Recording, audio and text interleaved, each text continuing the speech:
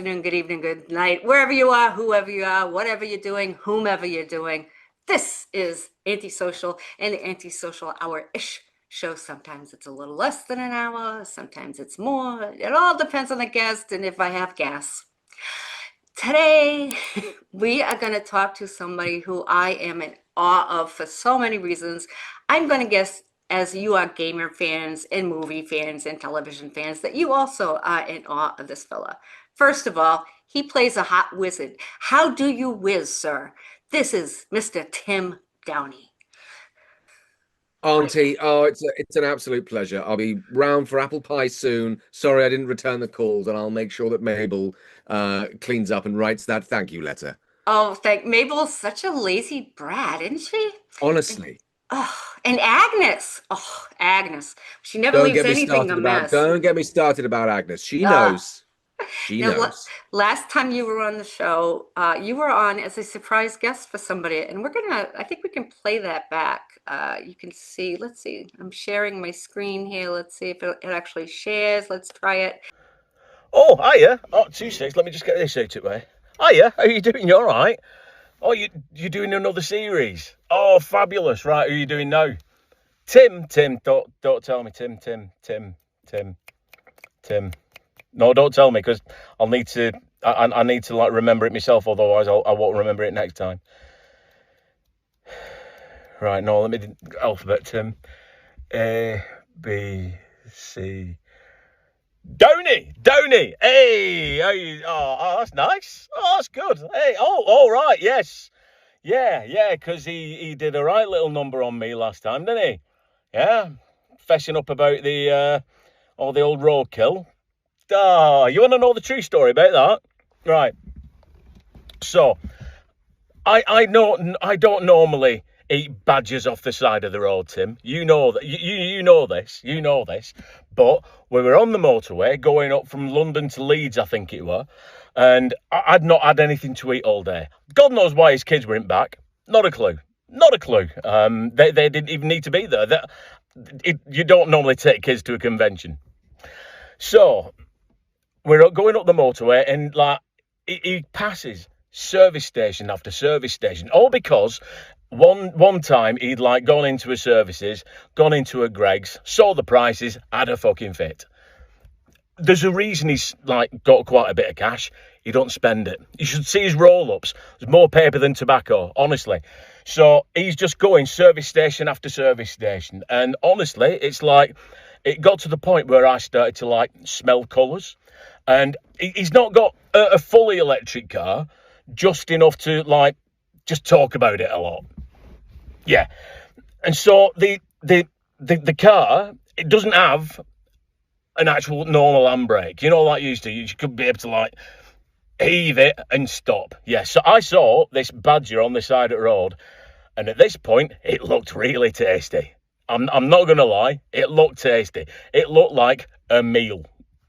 So I can't remember how I did it, but I think I threw it in reverse.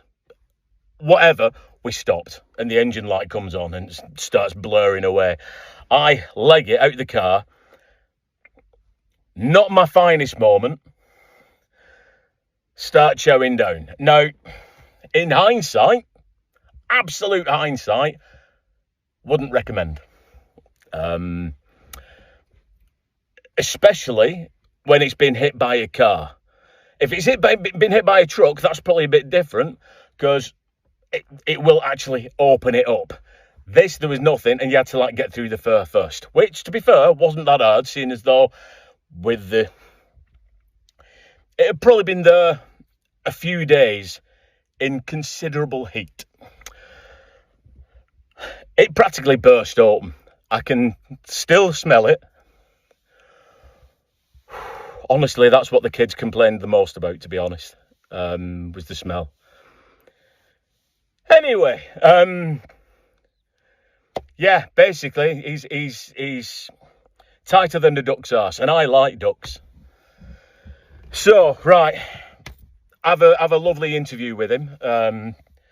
Yeah, and yeah, if you end up going for a night out, take your wallet with you, because you're not going to get out of him.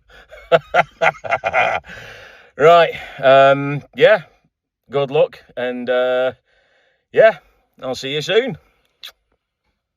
And on top of Dave, I'm sending you this because I understand as a youngster, you, my friend, wanted to be a magic man. I would have loved to. I love the idea, and I still do. I still do. When it comes to magic, I don't want to know what goes on behind the curtain. I want to be baffled, and I want to be marveled, and I want to be astounded at what someone can do. I'm not going to sit there and try and analyze it. I want you to thrill me, and I You want that wanted to be excitement. magic. I want it to be magic. I want it to be magic, and I want to believe that what this is trickery. It is the work of the devil and witches and all of those things that are whimsical and wonderful, and just the skill. I just want to. I really love when someone does something brilliantly and Mhm. with a real sense of artistry. And I think magic is right there. That twist and turn of of all of those things, and you kind of go along the road, and then then at the end there's a little twist. I think it's just wonderful. It's just It's great. like when you're a little kid and everything's new. Like the first Totally. time you walk to a museum and it's like, oh, there's mummies here. What do Oh you... my goodness. It's fantastic, and I've got a couple of friends who are magicians, and as you have probably experienced as well, the idea that a magician just carries around packs of cards. Yes, yes, they do, Of course and they just do. stuff, just kind of bits and pieces that they can kind of do stuff with, which I was just like, wow, you really do carry around like ribbons and little bits and Do you pieces know to do Stephen stuff. Valentine? We I stole him don't, from I the don't. UK. Maybe he's in Canada now.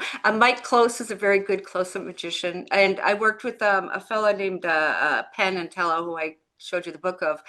For 12 years, I was their rat trainer. Oh my goodness! You see, that looks fantastic on a resume. I think that's what you want. Well, it says you spent 7 or 12 years rat training. Yes, That's yes, I right. did. Yes, when I people mean, go, what? It's just like husbands. You feed them stuff and they do what you want. this is it. This is it. That's It's easy. that's It's easy. that's It's a that's the very nature of life. malleable skill. Exactly. But you've done a scarier thing than I have. You have children. I do that form of magic, if you will. Yes, I do. I have two daughters, one very quickly approaching teenagedom, Oh no. which is a whole new. Yes, that's the face. That is You've exact. got the That's the zappy gun expression. for the boys or the girls, whoever she chooses, and Oh, I mean, I've planned from a very early age, their early age, that I will be quite grumpy and a little bit threatening. That's the vibe I want to kind of give off. Whether I'll do it or not, is another thing. But I think I really cultivated that slightly sort of grumpy, little bit austere. and you had Not outward. training in Geek Girl. Well, this is it. Although I'm the nicest person in the world in Geek Girl, which is That's true. an enormously fun series. That's an It's on Netflix incredible. for Americans who want to see Tim in that because Yes, it's it's out wonderful. there all over the place. And that was just such a lovely, wonderful series to do. It's a real kind of I think bandage to where we are within society. It's very uncynical. It Right. wears its heart on its sleeve. It's just like positive, and just you can have nice friends and you can have a nice family and you can achieve things. And there are different All flavor of those people, and they're different. It's not everybody's the Mm. same homogenous mix. No, absolutely not. Absolutely not. And it's the kind of warmth of family as well as chosen family and all of those great things that we kind of need.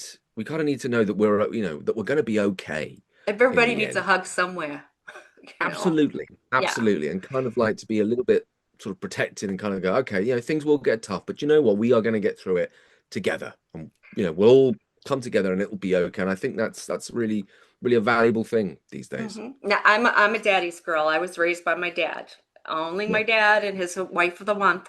Um, but it was very a strong experience for me to have that male person in my life who gave me a different perspective on life and basically let me know that men are sometimes idiots, which was kind of nice. It's a good lesson to yeah, learn. Um, absolutely.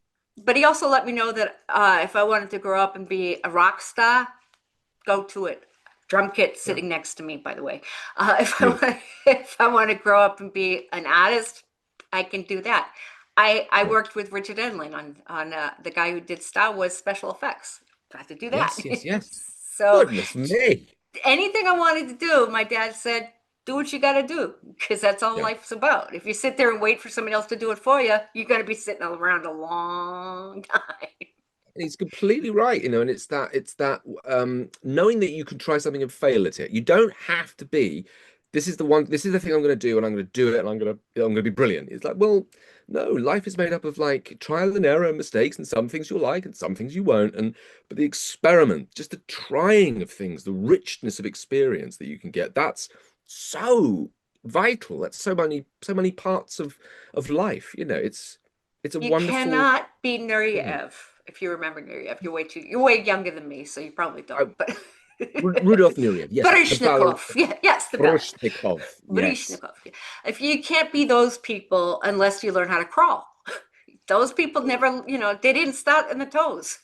No, absolutely not. And it's, there's the whole kind of thing about desire and want and need and all of those kind of things. But you got to kind of know where you got to put it. Some people, amazingly are kind of born with an innate kind of, I want to do this. And I think that's an extraordinary thing. I have And no idea what that's like. I wish I was that kid sometimes. There you go. There you go. Now, I actually was born with like a kind of single-minded, right, I'm going to go and do this. When you were a little boy, did you say, I'm going to be on stage? Because I love origin stories. I love to hear how people started. I did. I was kind of brought up on television, American sitcoms, a lot of UK sitcoms and comedy and things like that. And I always kind of, liked and enjoyed those kind of things. Men Behaving Badly and Roseanne, the two of them together. Exactly. I mean, it's brilliant. John Goodman was amazing in that. Frasier, which is one of the best sitcoms there. Seinfeld is amazing. Bilko, things like that, like old school US sitcoms and things. But the timing of these things and how to deliver jokes and how to be funny and just charisma in how to land things as well. It was just, you just kind of soak it up as a kid. And then I remember being on stage for the first time, and that idea of when you walk on stage and suddenly, and this is the moment I think make or break, is when you walk on stage and the sound, the kind of hubbub of a room goes down, and you have that silence of and the expectation, and then you say your first line, and then you go. And I think you either just revel in that moment of pause and of just that moment of control, which up until then you might not have had in your life, but suddenly you're ready to go, and then you go. Yep. Was your I'm guessing your first line was, if music be the food of love, play on? I think my first line, or my first true line, was something from Robin Hood, and I was playing the Sheriff of Nottingham. I played Sheriff of Nottingham. There you go. You see, I knew I liked you. I knew there was something. There's a little edge. We've got a little bit of Rickman in all of us. And I did it. I wish I had a little bit of Rickman in me. Excuse me. And I did it in a Scottish accent. My dad's Scottish, so I thought, well, I'll do it in a Scottish accent. And I was probably about 7 or 8 when I did this. So the idea then of going, okay, fine, do it. And I remember doing it, and there was like this kind of ripple of laughter. I think obviously from a small 7-year-old suddenly doing it in quite a broad, like Scottish. A little kilt in your lilt. Exactly. I real like Rob Roy to me. And I did it. And there was this little kind of ripple of laughter. And I think that was the kernel. That was suddenly the moment of going, oh, I quite like that. It's that immediate reaction that you get with laughter and comedy. It's not like a slow burn where someone goes, okay, I'll give it time. It's that if you do it well, you get the immediate response back, and you go, okay, that's good. And that's quite addictive. It's quite dangerous. It's quite addictive. It is dangerous. I did my first stand-up show at 16 on stage, and the first time I get on stage, I didn't bomb, which, I mean, that's like, I think, a gambler going to Vegas for the first time, and you've kind of got to think, your life of ruin comes when you go, I went to the craps table and I won big. I won really big. I think I'm amazing at this. Okay, trouble. There is trouble brewing, let me tell you. Yeah, because the math they use in Vegas is so good to the people that show up to visit. Oh, it's there. They're very giving. That's what I've heard. They're a Yes, very giving, it's all very giving altruism. place. Yeah, From it's one big total hotel to altruism. another big hotel. All those free dinners and shows that aren't free in there. I know. I mean, beautiful thing. Yeah, I was there for 12 years. I escaped. Um, uh, so I one of the things I admire about you, first of all, I admire a lot about you. I knew when I started watching you, I had to be, I think it was in my 40s when I started seeing a little bit of what stuff you did, and I'm in my 60s now. Um, and I thought this guy's got something different. First of all, your timing. It was a Oh, Hollyoaks. Your timing is really so much better than a lot of people I see. It's very improv. You just seem like you're improving everything you say. well, Your acting that's is good. Thank so you natural. very much. I'm in It's awe of it. I'm absolutely in awe Well, of it. thank you, thank you. I think it's like we said before. It's an education of sitting down and watching wonderful things and brilliant performers and working out why a joke lands, how a joke lands, the rhythms that are used, the rhythms that you then obey, you then don't obey, and then you can hit them in a different way. And it's all of these kind of wonderful little intricacies that I think if you get them in at a young age, dangerously, they become part of your DNA. They sink into your bones. And Mhm. so I remember watching an interview with Rick Mail, the wonderful, wonderful Rick Mail.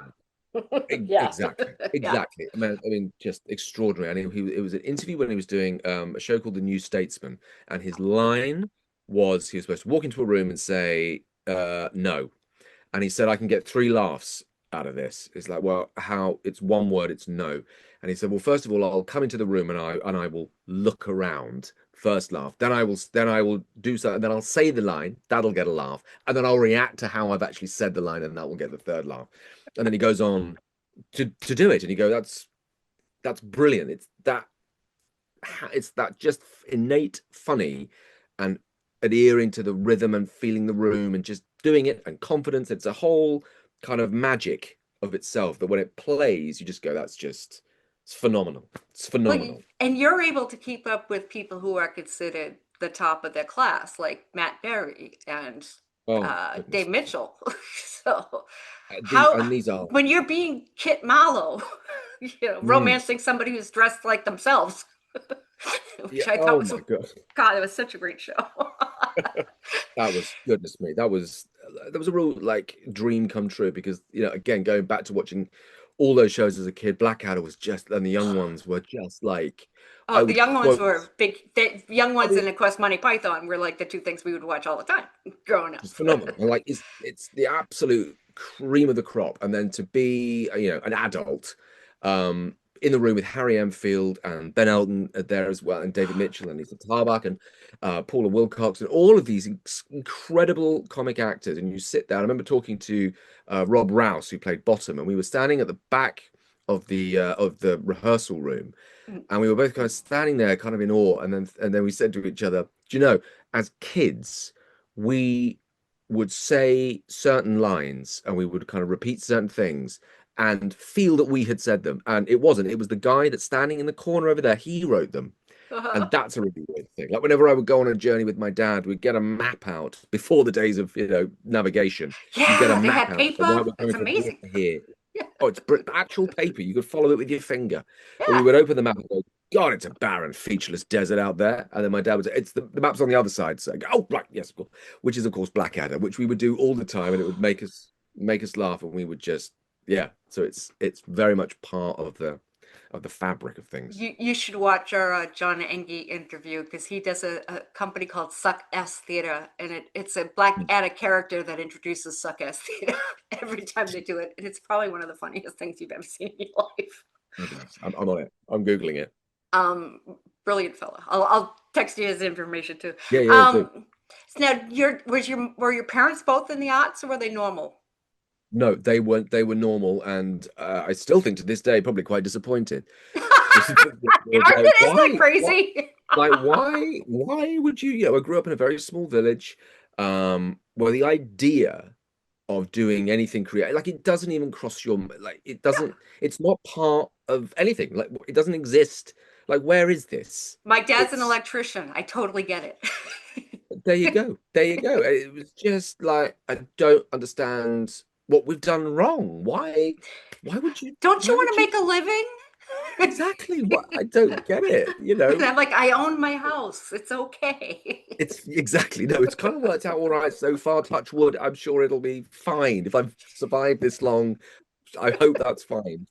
Um, but yes, so no, there was no having said that, my dad did go to art school, and we did grow up in a house full of books, books Brilliant. everywhere, just all over the place. So we were very much sort of like, you just go to the shelf and pull something off, and suddenly you'd be reading about Modigliani or Matisse or something like that, and you'd put that away, and then you'd kind of open up a book about the American Badlands or something like that. So it was Brilliant. a real smorgasbord of different None of my things that bookshelves have a theme except for one, and it has all Doctor Who books from the 70s. but you know what? That's great. That's kind of like there's a lot of people ask about the order of these books, and there's certain little sections that adhere to no real rule. It's just that they have always been companions. So Yes. I can't kind of break them up because they've always been together for the last 20 years. So And if the there's internet goes down, you can still do things. exactly. I know where everything is. I know if a book has moved. I know Yes. if something has shifted, even in this kind of madness. Yeah, I know where it Now, all fits. are your bride and kids also bookaholics, or are they do other things? No, they are. My eldest is very much a book. She's very much a murder mystery gal. She absolutely loves Agatha Christie and Oh, I've got a book eh, for her then. I've got oh, a, fantastic. Honestly, if it's a murder mystery or anything of that description, she absolutely loves. Kate Um, McKinnon has written some two young adult books that are gorgeous, so I'll make sure I bring them to you when I see you oh, at the con. amazing, she, amazing. Thank you. she will love them, Um, and then she'll be able to pass them down to her sister. So. Perfect. Perfect. Yeah, she loves that. And she loves facts as well. She loves coming up with just like weird and unusual facts. Like I'm trying to remember one now, but just the strangest thing, like, oh, did you know that something like you can people measure distances by giraffes between here and the moon, and strange little things. You Oh, just go, that's wow, wonderful! A college of that trivial knowledge. I love it. yeah, she'll just kind of throw. I can't remember, it's terrible. I can't remember a single one, but she'll just throw one random sort of bombshell in every now and then. Go, oh, okay, that's really I love it when weird. kids are like that. I see. I Yeah, have a niece and nephew, and they were like that. It would be like, "Oh, what are you doing? Oh, I've decided I'm going to look for muggles today. You're going to what now? Okay, let's go perfect, look for muggles." fantastic, fantastic. And my I- youngest, for some reason, will just dress up as an old person, just for no reason. I mean, she's Inner 10, Shakespeare. She's going to be the and next just Judy with a Dench. beard. With a beard and then pretend to do like a voice. So Love I it. do see those familiarities. Like she's good with accents. She likes accents and she It's likes always picking them up. nice when they're good with accents, isn't it? It's It's so very good. nice. Oh, it's great. It's great. It's what it is. It's great. It's But she's great. fascinated. So she's really interested when she hears an accent to try and work out where it's from. Like, that's Scottish. That's a Scottish accent. And so I try to teach her like, yes, but if it's Glaswegian, that's a lot harder. Yeah, that's a lot. Yeah, That's a you lot have you to figure can't out which remember. region they're from. But If then, if you're yeah, from then Boston, when you it becomes speak differently than Edinburgh, if you're from Watertown. Exactly. exactly, it has different tone, and the tone then is really interesting. But you won't know it unless you're from there. That is the tone you're thinking. All those little things. See, as an But yeah, animator, I had to learn that too, because when you're making people's mouths match things, it's like, oh, they're from Connecticut. They talk differently than somebody who's from Los Angeles. So. goodness me, do you know? I was listening to something on the radio. Funnily enough, you were talking about this, and during the capital of culture, when Liverpool was the capital of culture, Oh yeah. they released a book. It was called something like The Sound of Scouse. And it was to help people that were coming to the city to understand Scousers, like how they talk, what they're talking about, certain little words and phrases. And it was published. It was reviewed in the Times Literary Supplement. And then there was a big falling out with the people from Liverpool that said, no, no, no, this is Southern Scouse.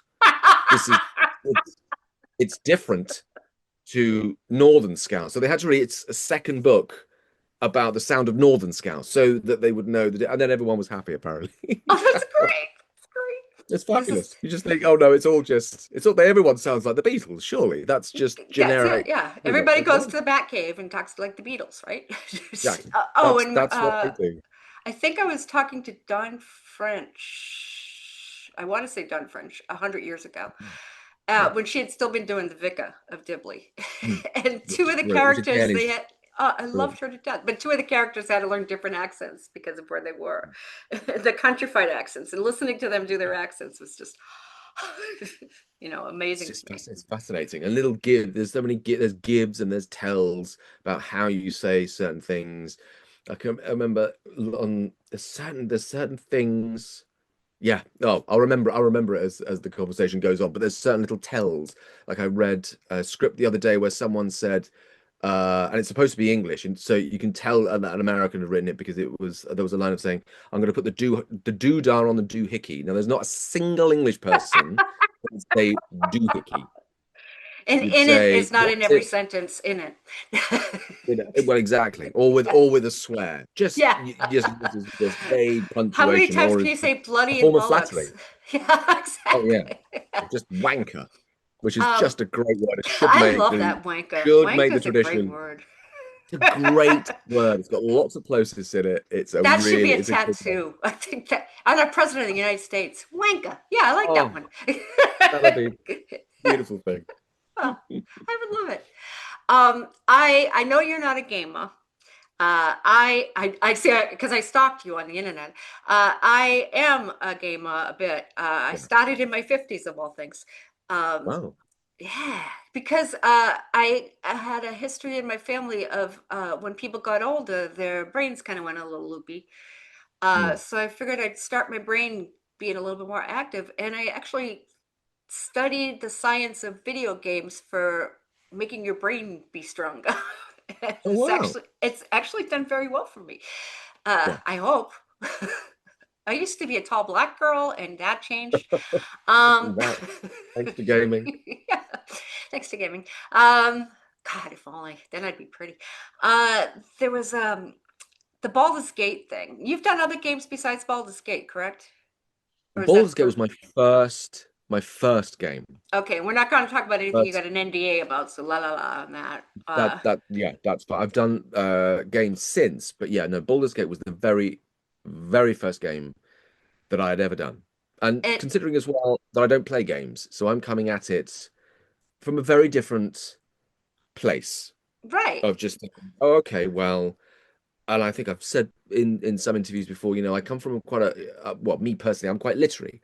So when you kind of hear of these fantastical creatures and all of these kind of things, then I will naturally go to, well, what are my favorite fantasy writers, and bring a little bit of that, which is kind of my world into like this. Terry And Pratchett or the Terry Neil Pratchett, Gaiman's. Clive Barker. Oh yeah.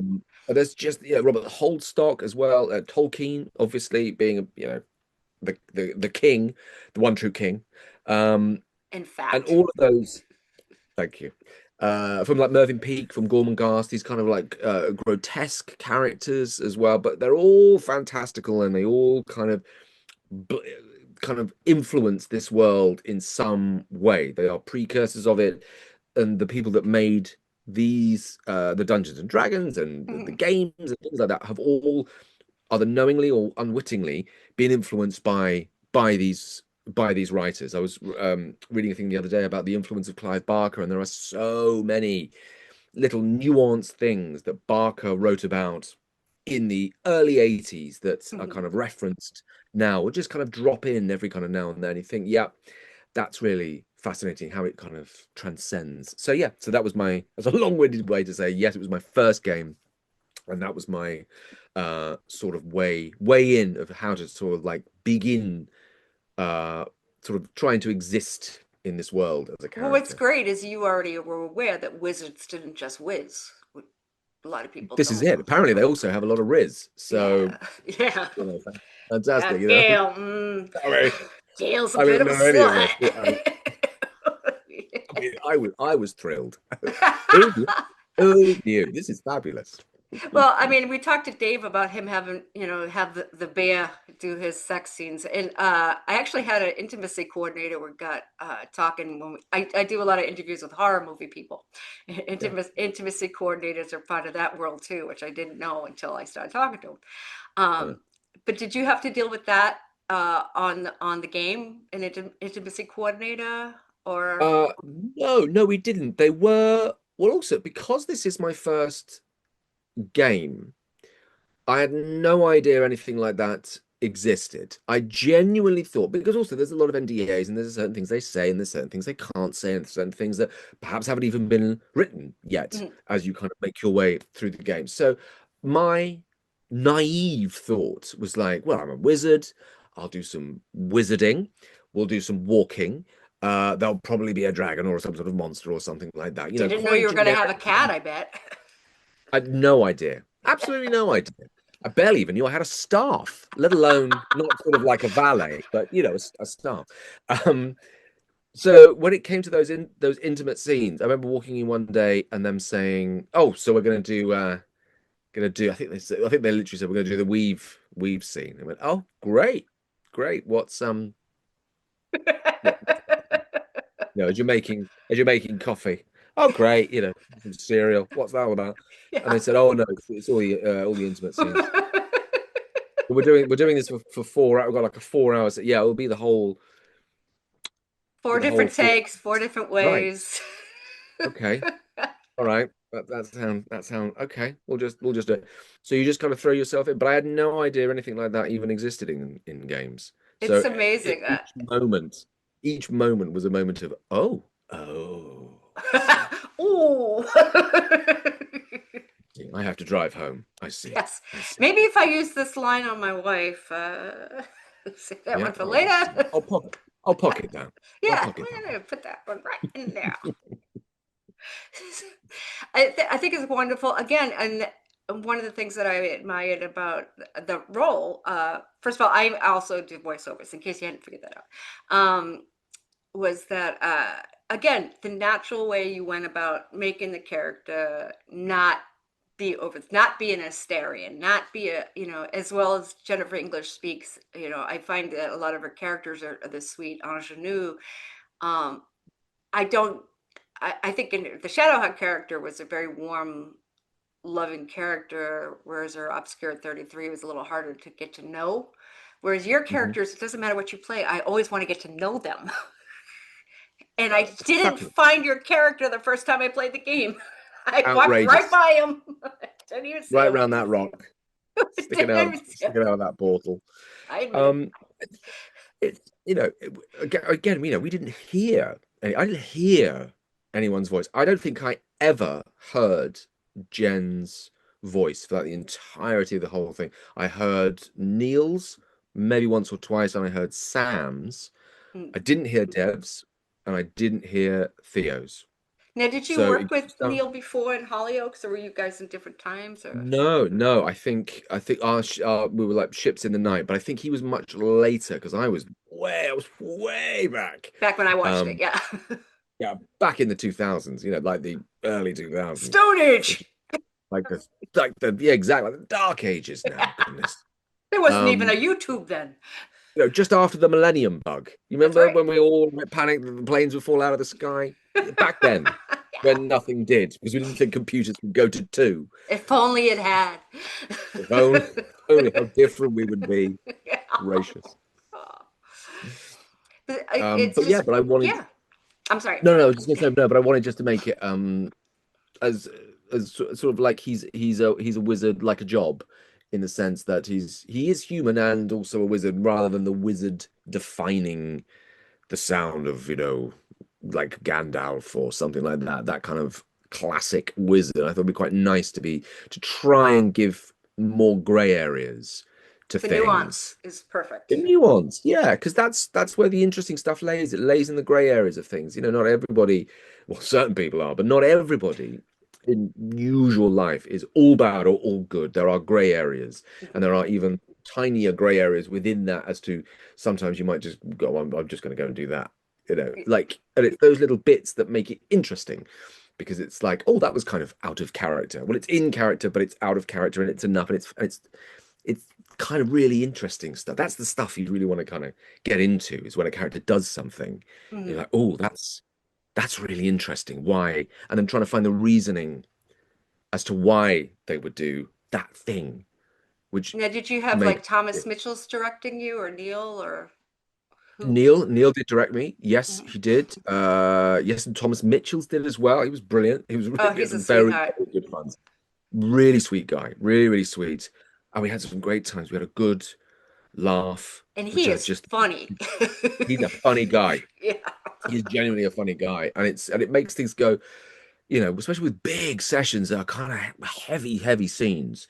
You want to be able to have a laugh and have a release and just okay, all right, you can just take a step back. And yeah, I think we're both brilliant. We're both And the brilliant for things recording like sessions were basically as long as a series, were they not? I mean, years.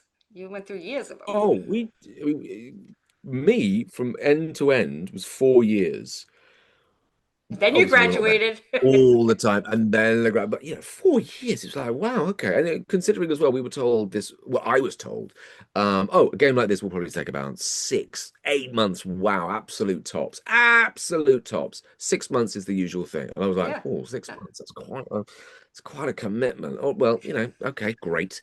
4 years down the line of going, sorry, when is this finishing? It just Should I get on the the retirement plan here? What? exactly. Can I get on the dental here? Is that a thing now? I don't know. Um, but yes, it was a long, long time. But then you see the game and you see the intricacy of it and how on earth they wrote something as technical as that In is the rock just star so mind. status all of you have built at this point. I mean, you go to cons and there are people confessing their life stories to you and their personal, relationships with these characters. Oh, absolutely, absolutely. It is extraordinary. The reach and power of story is absolutely incredible, incredible. Like I've never experienced anything like the response that I've had because of the Baldur's Gate. And I think it's also the very nature of gaming, the very nature of, oh, I don't like that character, I'm going to kill them. Whereas Yeah. if you watch something on a big screen, yes, they're larger than life, but you can look at something and go, I don't like that character, I'm just going to kill him. Yeah. Nothing you can do. You can't change what the artist's vision is on that lineal story, but Right. you can shift and change things within the gaming world. So it's a very different experience. So is Um, it exciting for you to and do more of that? it's really exciting. It's very, very, very exciting, and it's one of those things that with gaming, it's such a. I think a lot of us have said this as well. Is it's such a sort of misunderstood art. Like it's an extremely difficult thing, and the Mhm. staying power to play a role for 4 years. For the majority of the actors that were in that were doing it. If it wasn't 4 years, it was 3 years, which is still a bloody long time, And as Deb well had a as baby during her, so exactly. Do you know what I mean? Like whole lives happen and change within the recording of this, yeah. and then to keep that resolve over that period for that character and that character's journey, and to do it well, and to tell the story well, and to all of these things are great skills to Mhm. have. And when they're done well, it's amazing. It's amazing to see. And I've seen friends in other games now, that you go, it's really good. It's Isn't really it fun when good, you see somebody and you good go, stuff.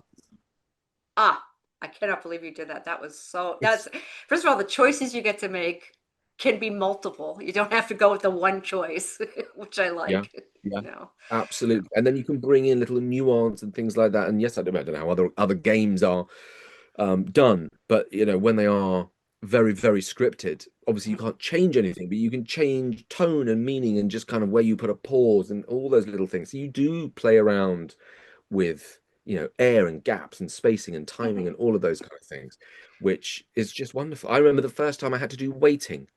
Had to do some waiting acting in the Mhm. game, and I went, this is great. I'm just waiting, and then you go, and then you throw in a kind of like, oh, fuck.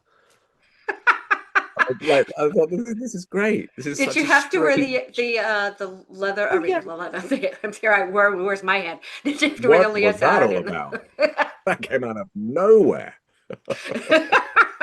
the leotard with the stuff on it and all the little Yeah, dots and everything. yeah. Do a little bit of waiting, and which I just thought was this is brilliant. I always felt that was better. Go, yeah, I've arrived. I've arrived. I'm doing the waiting bits when it's on a pause. I just love the Fantastic. idea that we talked to Scott Joseph a while back, who I also adore. He's doing a He's Hoy coming lovely. up. He's lovely. Very sweet man. And to have him follow him in this upcoming game, Ahoy, we're going to interview him again. But to know that he was the emperor, and to hear this, this goofy, tall, behemoth Yeah. of a skinny fella, I'm like, you're the emperor? Oh yeah, I'm the. This voice comes out. I am the emperor. Yeah, exactly. La la la. Here's the flower. I mean, just great.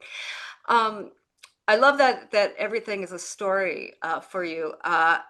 Let's talk a little bit about the uh, the program that's done with the refugees, the kids that get to Oh see yeah. a bit of Yes. the theater that are you involved with it directly? Are you involved in it as a supporter? What is your involvement in that? Let's talk a little bit about that. I'm a supporter and have been for many, many, many years, and I find the work that they do to be just so incredibly Did I say the name? inspiring. Did I space out and The not say Flying the name? Seagulls Flying Seagulls. project. Yes, thank you. I Flying had to look at Seagulls my notes project. to make sure I didn't say it wrong. Yes. Um, and what they do and what they offer just seems so sort of simplistic, and yet just the depth of humanity within it, of going to war zones or going to refugee camps and giving the gift of just for a moment, just for a briefest moment. It goes back to almost those magician moments of kind of wonder where you're just removed for just half an hour, a moment, 10 minutes, an Let the hour. kids be kids for a few minutes. Absolutely. And experience joy and wonder, and that you can play and laugh and smile and make noise and be kids Hmm. is just the most wonderful, important gift And that you how can did you possibly. find out about this group? Well, my wife found them out. They did a documentary on the BBC World Service Hmm. that we were listening to one night. I think we were driving home. We were listening to them. Oh my God, that sounds what an incredible thing. That's amazing. And you kind of listen to these things. And with the World Service, they kind of repeat things quite a Sure. lot, different times of the day, so you catch it a lot. And then around where we are, Grenfell happened, and Oh yeah. the first Christmas um, after Grenfell, they were looking. My wife was working with some local churches and charities, and they were talking about doing like a Christmas thing for the children that have lost friends, for the children that have lost some teachers from the local schools. We want to do something for the community. We want to do something. And my wife said, "Well, why don't we ask the seagulls? They may or may not be around. I don't know." So we thought, okay, that's a good idea. So we asked them, and they didn't even pause. They were like, "Yep, absolutely. What do you need?" And they brought a tent, and they Oh, brought all circus performers, and they were there the whole day oh, that we did this thing. And there were donations from people in the community, and it was an extraordinary thing. And then just to see that altruism and that pouring out of just wanting to do things for these kids that have experienced something that we cannot even can't even begin, fathom. can't even fathom, and what the kind of repercussions of those things are. But they were absolutely brilliant. So yeah, I give them my support whenever, and all the time. I'm We'll an make sure ambassador there's for a them. link below, and so people can visit. And the Please, videos that they have of these kids going from, you could see them like scared, not sure why they're in a group again, and then all of a sudden, they're bright-eyed and happy and riding stilts absolutely. and goofing off and having fun. Yeah, and it's proper clowning. It's imagination. It's building things from just like holding a sock, and the sock can become this, or it can become all these weird and wonderful things. And it's just opening up that imagination and that idea that where you are right now is not everything. Things change. This will change, and Yeah. when you do, The your bad mind stuff will is be. temporary. Even the rock candy melts eventually. Exactly, Yeah. exactly. We are all but stardust, and all of everything is Yeah. flux and change and movement. As Um, I say, one of my favorite comics is Calvin and Hobbes. I don't know if you have that over the UK. Brilliant. I'm sure you do. Yes, yes, we do. Yeah, there's the little boy looking up at the stars with this little there looking up there and just, I'm significant, and in tiny little letters, scream the dust speck. And it's so right on in so many ways. Just dead Yeah, on, totally, beautiful. totally, totally. I used to work Renaissance fairs, and it was a similar kind of vibe. We used to have kids come in from, really horrible situations, and we'd have a special day just for them. Uh, Not as nearly as amazing as this group is.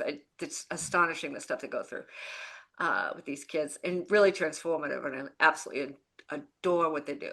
Um, but it also reminded me a lot of when I was thinking about talking to you. I think you and I both have a love of history and a love of folklore Mm. and a love Oh, of the stories of the past that seem to get lost in what's going on.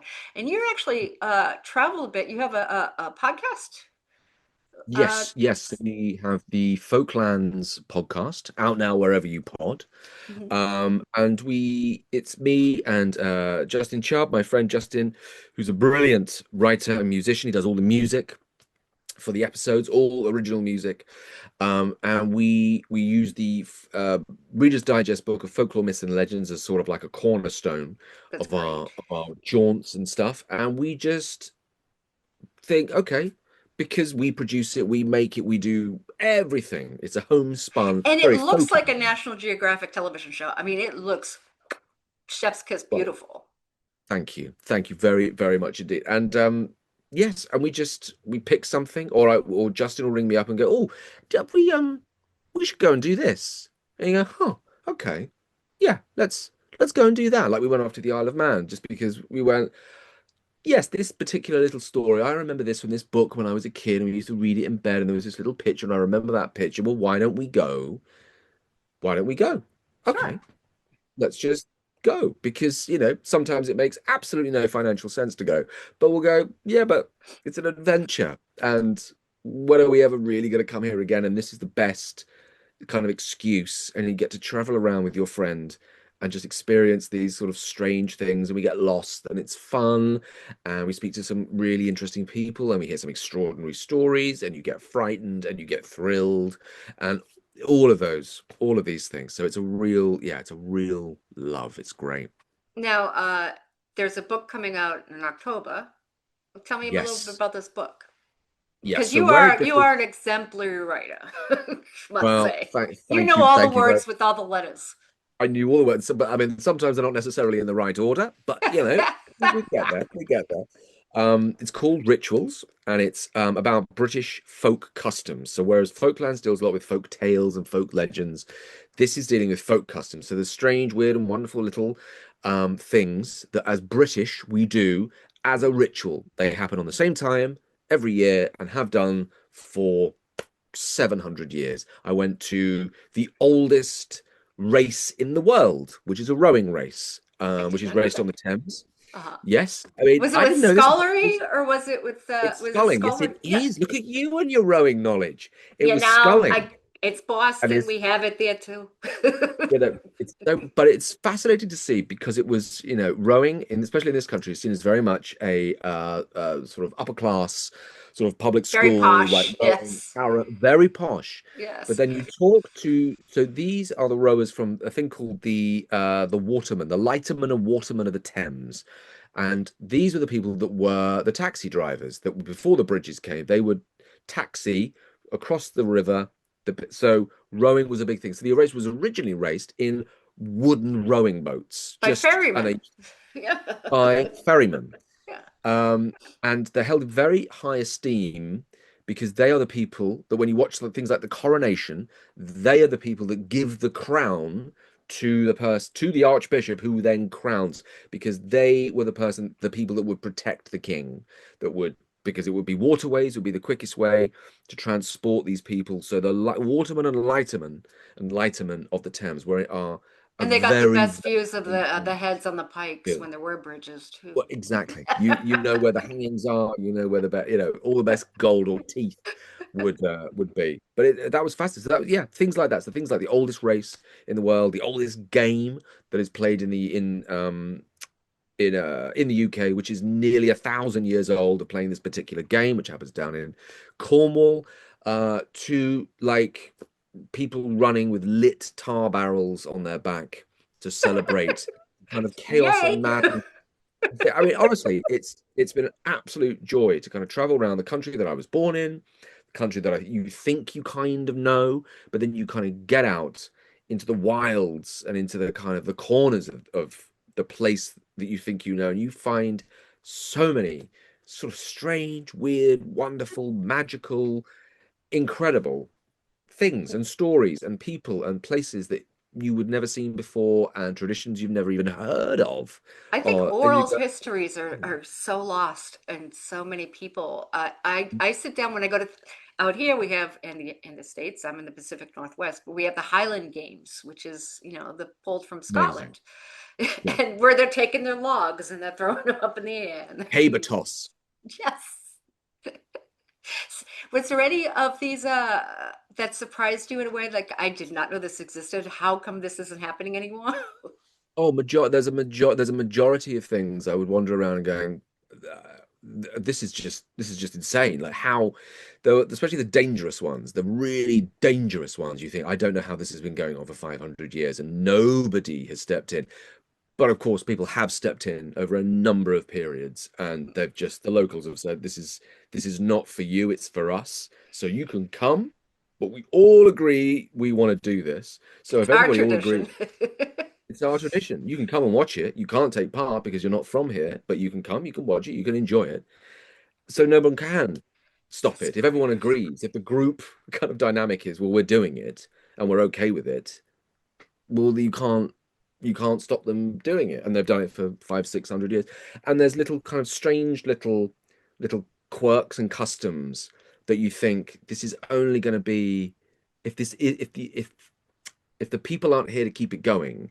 I Mhm. went to a little village in North Devon where the population of the village is like 500 people, and they've had this very, very, very particular custom that's very well known within the folk sort of communities.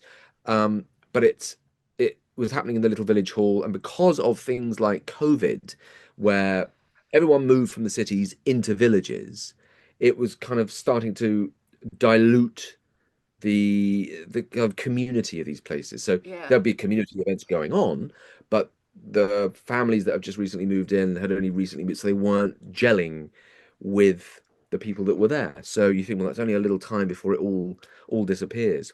Or before, the kids have got to grow up a couple of years to get friends in school to then say we're then going to be doing it. But by then it might have gone. yeah. So it's a really interesting thing. Some absolutely thriving, and others you think, well, hopefully this will continue because it's totally unique. It's only this village that does this particular thing. And if it goes, well, then That's it.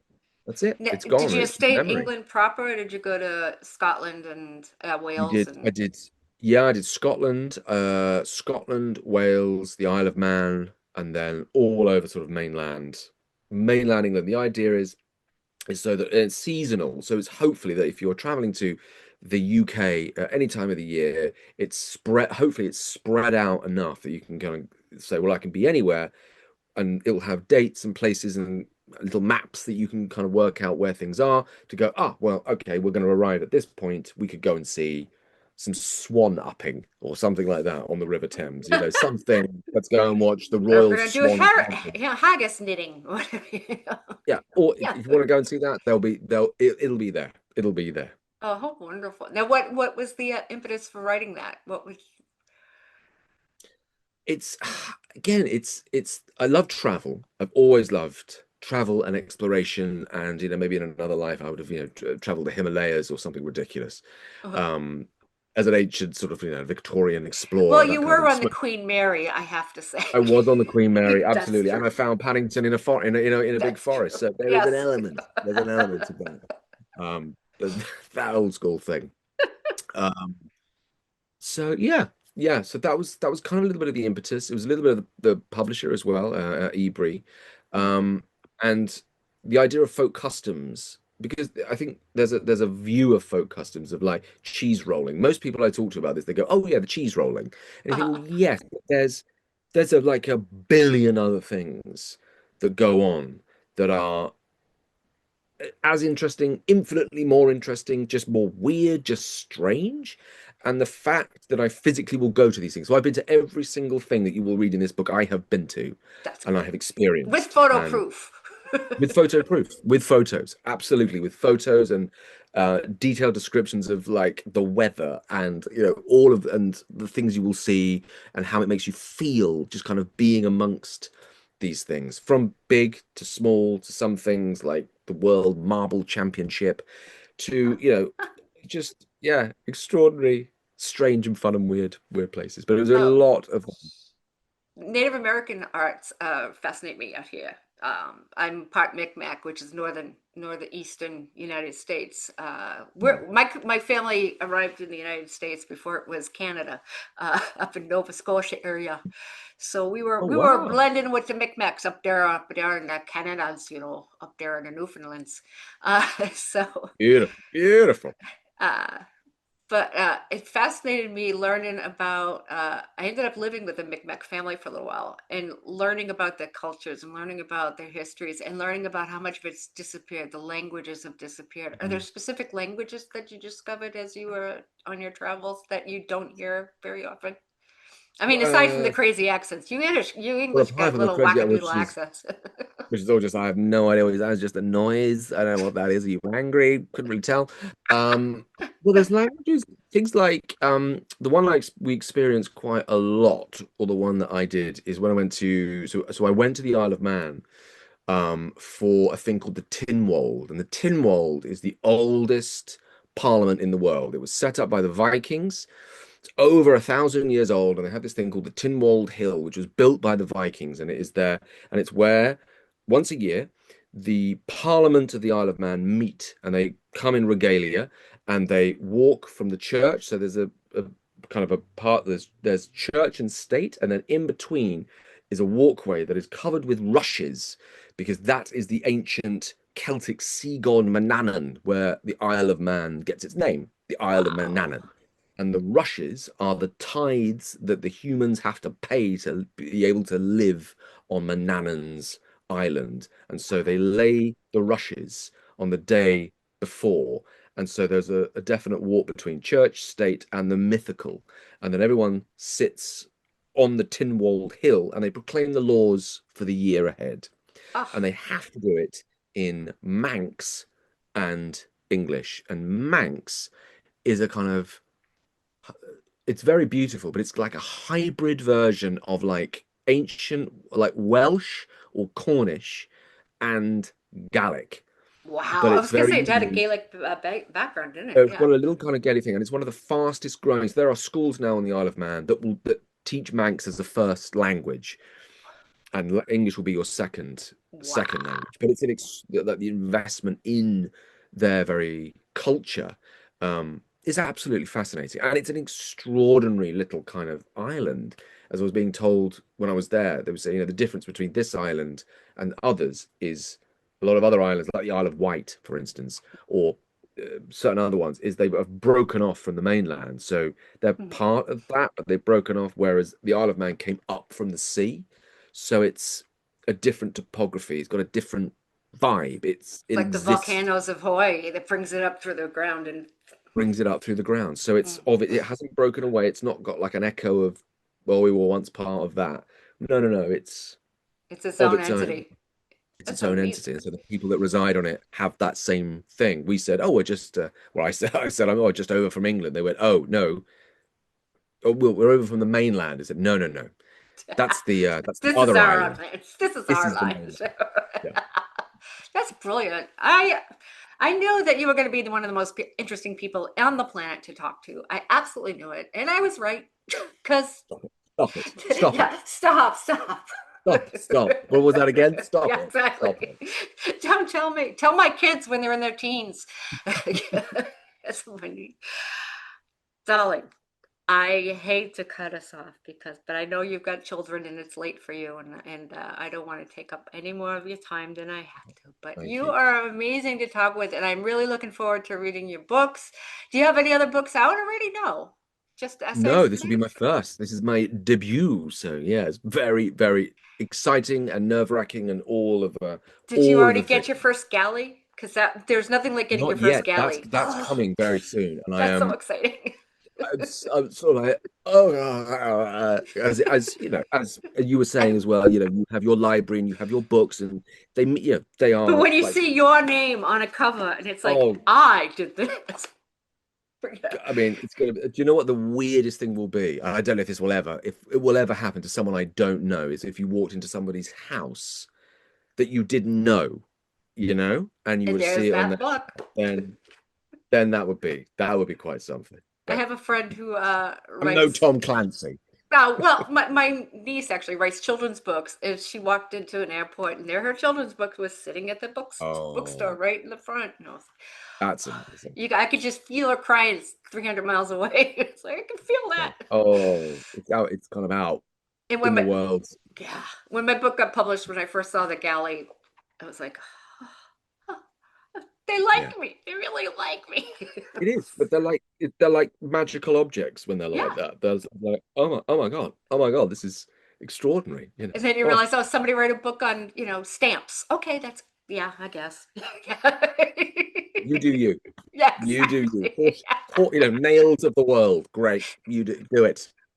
Well, you have been absolutely wonderful, Mr. Tim Downie. I want to talk to you again because I know I would probably end up taking like another 6 or 7 hours to go over all the topics we could possibly go over. Between you and me, there's probably a whole world of them.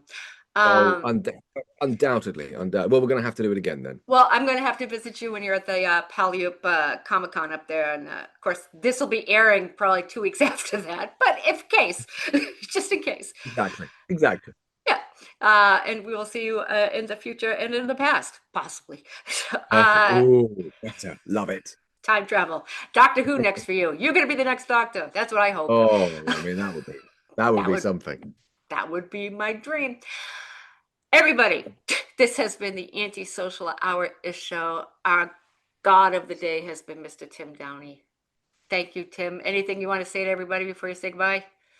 Oh, it's been an absolute pleasure. Thank you so much for having me on. I look forward to coming on again and just talking the ear off of everyone. So Good. thank you. Thank you.